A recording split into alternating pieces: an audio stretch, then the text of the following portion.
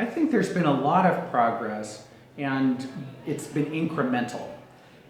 So I would say that 10 years ago, one of the biggest obstacles was that the belief that it's not going to work.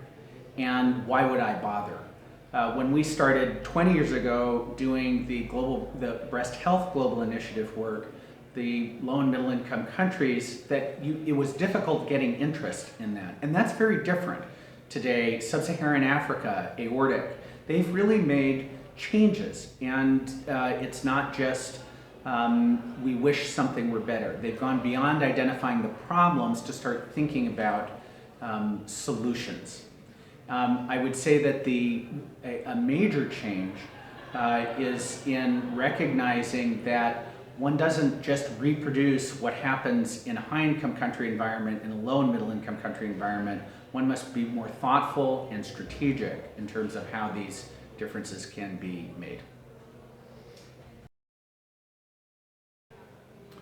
Well, I am optimistic, and sometimes I think we're impatient.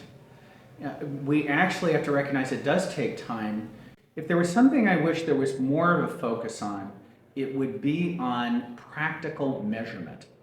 So you see throughout our systems, well-intended programs that are implemented without a monitoring and evaluation frameworks tagged onto it. If you don't measure your outcome, even if you do everything perfectly, you won't be able to show that it worked. And so thinking through monitoring and evaluation as an essential component rather than an add-on that you try to do later, at which point it'll not be as good, I think is really quite important. I think in cancer, definitely in breast cancer, there has been a very persistent gap in recognizing the importance of assessing cancer stage. So cancer staging was originally developed by UICC back in the early 1940s. And now it's become a routine part in high-income countries that you have to write down stage at diagnosis. But without that data, it becomes very difficult to navigate. Is my problem that everyone's showing up with advanced stage disease? Is that where my effort should be?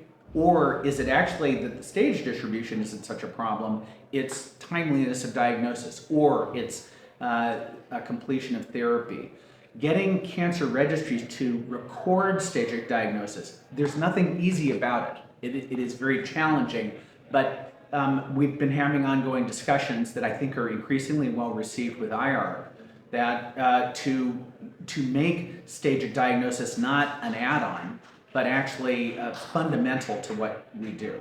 In the Global Breast Cancer Initiative, that it is a key performance indicator to know your stage distribution, because otherwise you really don't know how to go forward.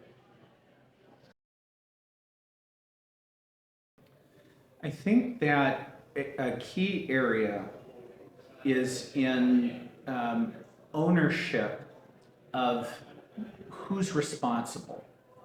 So if we think about some interventions that WHO has recommended, vaccination, to vaccinate, to not vaccinate, how many doses do you use?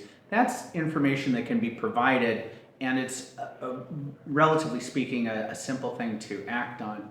When you talk about cancers, that has to be fixed and addressed within the country. That you can't fly into a country, fix cancer, and leave.